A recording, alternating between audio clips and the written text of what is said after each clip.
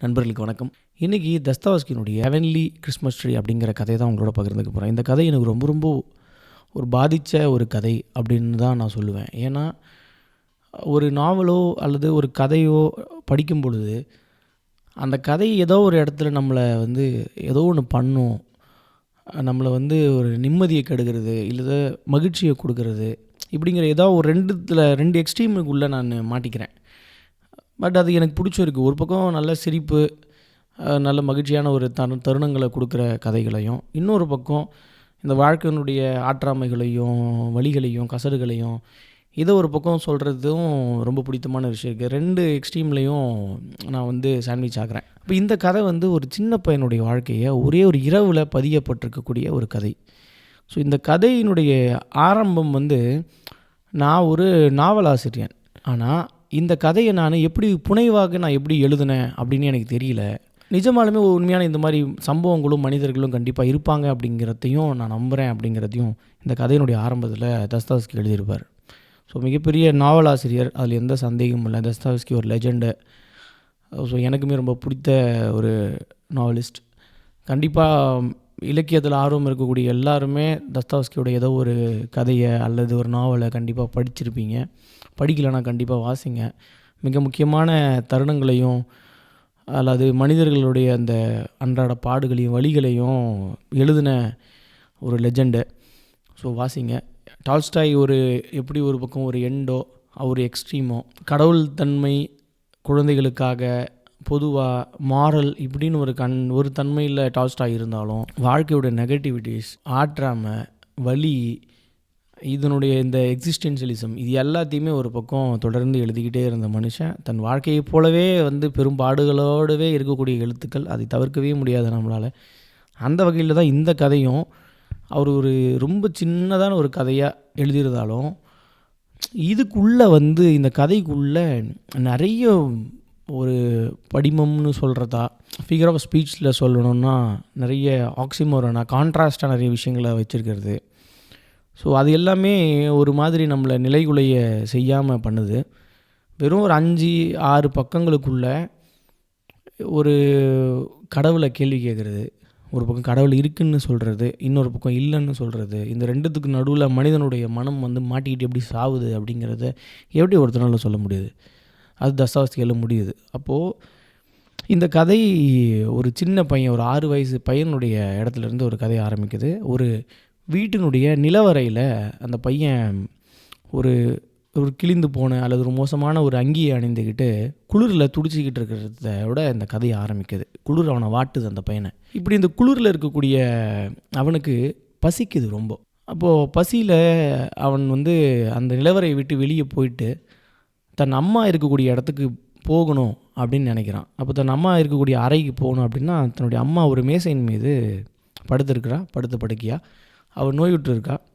So இவங்க இந்த ஊருக்கு எப்படி வந்தாங்க அப்படிங்கிற அந்த பின்னணி எல்லாம் இல்லை. ஏதோ ஒரு நேரத்தில் ஏதோ ஒரு காரணத்துக்காக அந்த அம்மா இங்கே வந்தாங்க. அப்போது அந்த அறையினுடைய வாடகை விட்டுறக்கூடிய நபர் 2 நாட்களுக்கு முன்னாடி காவலர்கள் கூட்டிகிட்டு போயிருக்காங்க.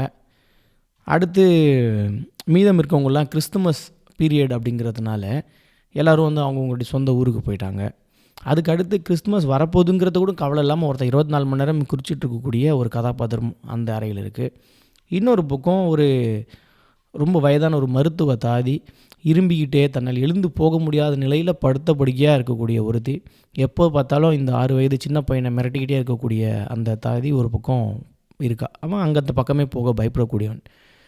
அப்போ தன் அம்மா அருகில் போயிட்டு தன் அம்மாவோடைய தூக்கத்தை கெடுத்தாலும் பரவாயில்ல, தனக்கு உணவு வேணும் அப்படின்னு கேட்டுடலாம் அப்படின்னு அவனுக்கு தோணும். ஆனால் தன் அம்மாவை எழுப்பணும், அவளே உடம்பு சரியில்லை, ஏன் எழுப்பணும் அப்படின்னு அவனுக்கு தோணும். அப்போ தன் அம்மா அருகில் போகும்பொழுது அந்த அறையை அப்படி ஒரு குளிர்ந்த நிலையில் இருக்கிறத அவன் உணர்வான்.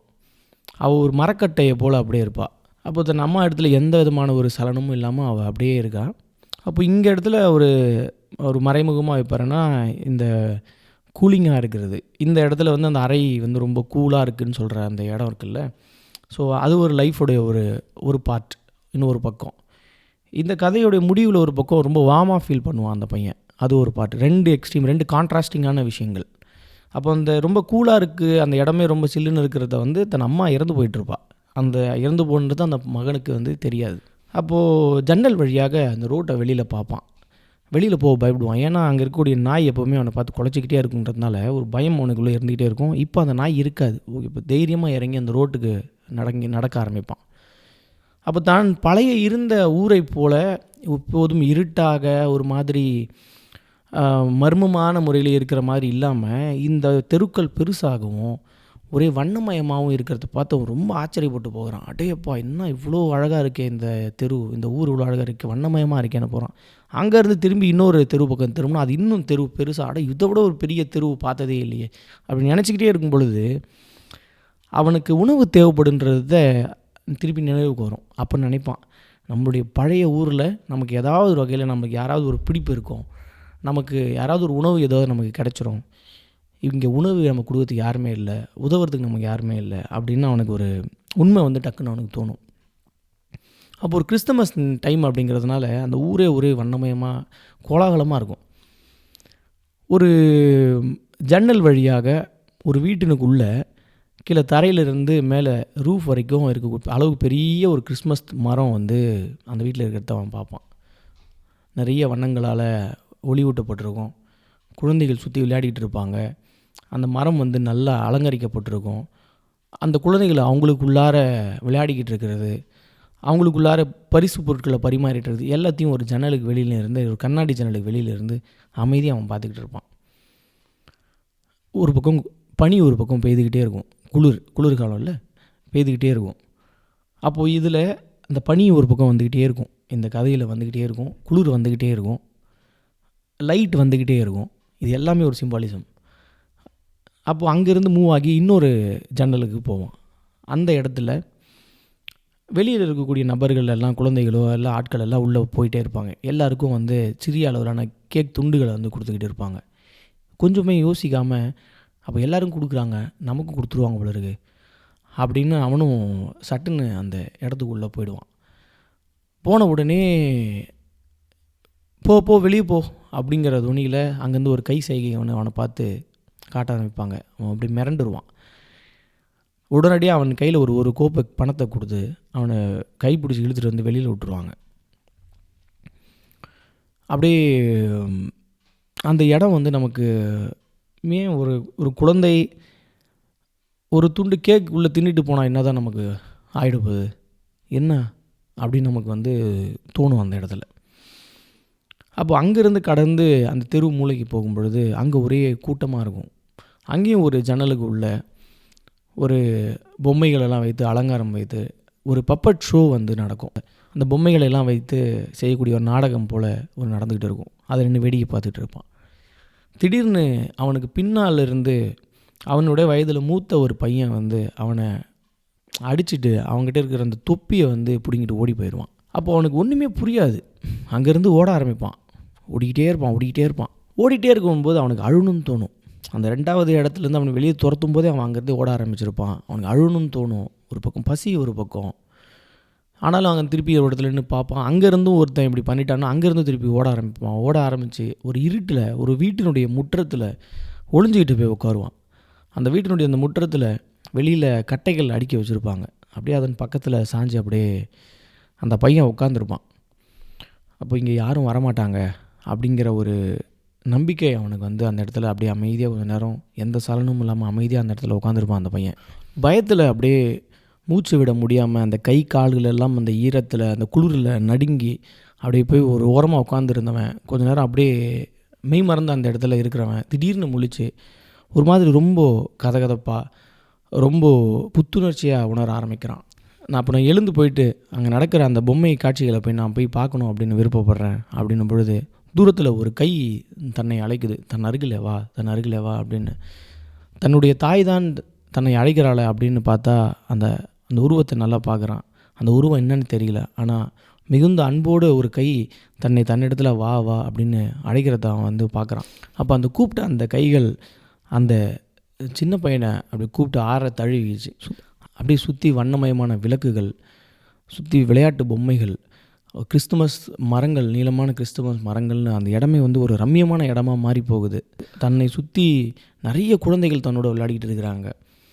அந்த குழந்தைகளுடைய தாய்மார்கள் எல்லாம் நின்று வேடிக்கை பார்க்குறாங்க. தன்னுடைய தாயும் அங்கே நின்று வேடிக்கை பார்க்குறா. அதனுடைய தாய் தன்னை பார்த்து கையசைக்கிறா. அப்போ தன்னை ஆற தழுவிக்கிட்ட அந்த கை, அந்த நபர், இது பார்த்தீங்களா, இந்த மரம் பார்த்தீங்களா அப்படின்னோடனே, இது என்ன மரம் அப்படின்னு எல்லாம் அந்த குழந்தைகள் கேட்கும் பொழுது, இது கிறிஸ்துவனுடைய கிறிஸ்துமஸ் மரம். தங்களுக்குன்னு ஒரு மரம் இல்லாத சின்ன குழந்தைகளுக்காக கிறிஸ்துமஸ் மரம் வச்சுருப்பார் அப்படின்னு அந்த நபர் பதில் சொல்கிறாரு. ஆக கொஞ்ச நேரத்திலேயே தன் கூட இருக்கிற எல்லா குழந்தைகளும் தன்னை போன்றவர்கள் தான் அப்படின்னு இந்த சிறுவன் புரிஞ்சுக்கிறான். அங்கே இருந்த எல்லா சிறுவர்களும் சிறுமிகளும் தன்னோட வயசுக்காரங்க, பீட்டர்ஸ்பர்க் நகரத்துக்கு வெளியில் வீட்டு வாசலில் வீசி எறியப்பட்ட குழந்தைகள், ஃபின்லாந்திலேருந்து துரத்தி அடிக்கப்பட்ட நபர்களுடைய குழந்தைகள், கூடையில் போட்டு கட்டி வெளியில் உரை பனியில் வீசி அந்த பனியினுடைய குளிரில் இறந்து போன குழந்தைகள், சமரா பஞ்சத்தில் தன் அன்னையினுடைய மடியில் பால் வற்றி போய் இல்லாமல் அப்படியே மடியில் இறந்து போன குழந்தைகள், இவங்க எல்லாருமே அந்த இடத்துல இருக்கிறத அவன் புரிஞ்சுக்கிறான். அப்போது அந்த நடுவில் உட்கார்ந்துருந்த நபர், அந்த நபரை சுற்றி எல்லா அந்த அன்னையர்களும் ஒரு தேவதை போல் உட்காந்துருக்காங்க அப்படின்னு எழுதியிருப்பார். அப்போ அந்த கூட்டத்துக்கு நடுவில் எல்லா தாய்மார்களும் அவங்களுடைய குழந்தைய வந்து இனம் கண்டுக்கிட்டாங்க. அப்போது அந்த தாய்மார்கள் அழுகுறாங்க. அப்போ அந்த குழந்தைகள் அந்த தாய்மார்களுடைய கண்ணீரை துடைத்து அழாதீங்க அழாதீங்க அப்படின்னு சொல்லி தன் தாயை வந்து தேத்துறாங்க. அடுத்த நாள் காலையில் அந்த சிறுவன் போய் ஒளிஞ்சால அந்த இடத்துல அவன் பிணமாக இருப்பதை பார்ப்பாங்க. ஆக அந்த சிறுவன் அந்த இடத்துலையே இரவே இறந்து போயிட்டுருப்பான். அந்த இறந்து போனதுக்கு பிறகு அவனுக்குள்ளே ஏற்படக்கூடிய அந்த கனவும், அந்த கடவுளும், அந்த அன்னையும், அவனுக்கு கிடைக்கவே கிடைக்காத அந்த சந்தோஷத்தை எல்லாத்தையும் இவனை உருவகப்படுத்திக்கிட்டு இருக்கக்கூடிய ஒரு காட்சியை தான் இதுக்கு முன்னாடி வந்து தஸ்தாவஸ்கி எழுதியிருப்பார். ஆக அந்த சிறுவனும் இறந்து போயிருப்பான், அந்த சிறுவனுடைய அன்னையும் இறந்து போயிருப்பா. ஸோ இப்படியான ஒரு கதையை நான் ஏன் எழுதினேன் அப்படின்னு தஸ்தாவஸ்கிக்கு ஒரு கேள்வி வந்து வரும். ஒரு புனைவாக கூட எப்படி இது வரும் அப்படின்னு.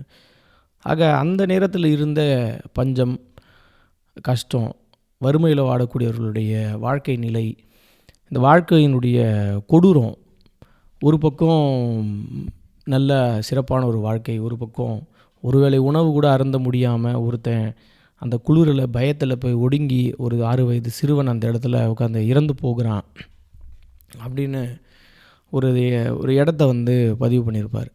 இது அன்னைக்குன்னு இல்லை, எல்லா காலத்துக்குமே பொருந்தும். வறுமை என்பது எவ்வளவு கொடுமை, அந்த பசி என்பது எவ்வளவு கொடுமை அப்படிங்கிறத பல காலமும் பல எழுத்தாளர்களும் குறிப்பிக்கிட்டே வராங்க. அவருடைய காலத்தில் அவர் உணர்ந்த ஏதோ ஒரு விஷயத்தை ஒரு கதையாக வந்து அவர் எழுதியிருப்பார். நான் முன்னாடியே சொன்னல, இந்த கதையினுடைய முதல் பக்கம் ஃபுல்லாக ஒரு மாதிரி கோல்டாகவும், 2வது பக்கம் முழுக்க ஒரு வார்மாகவும் இருக்குன்னு. முதல்ல வந்து அவன் அந்த லைஃப் வந்து ரொம்ப ஒரு மாதிரி மோசமாக இருக்கும் அப்படின்ற இடத்தெல்லாம் கோல்டாக சொல்லியிருப்பார். அவன் அந்த இடத்துல போய் ஒளிஞ்சி உட்காரும் பொழுது அவன் இறந்து போயிடுவான்ல, அந்த இறந்து போகிற காட்சியை வந்து காட்ட மாட்டாங்க, கடைசியில் தான் வைப்பார். அப்போ நடுவில் வந்து அந்த ஒரு கை தன்னை அரவணைக்கிறதுக்காக கூப்பிடல, அப்போது அந்த வார்ம் வந்துடும், அந்த சூடு வந்துடும், அந்த கதகதப்பு வந்துடும். அப்போ அந்த இடம் வந்து ரொம்ப பியூட்டிஃபுல்லாக இருக்கிறது. அப்போது ஒரு பக்கம் அந்த சமூகம் மறுக்கும், அந்த சமூகம் மறுக்கிறதுக்கும் நம்ம கடவுளை தான் காரணமாக சொல்லுவோம். இன்னொரு பக்கம் அந்த பையன் வந்து பயந்து வந்து ஒளிஞ்சிருக்கும் பொழுது அவன் அந்த பயத்தில் இறந்து போயிருப்பான்.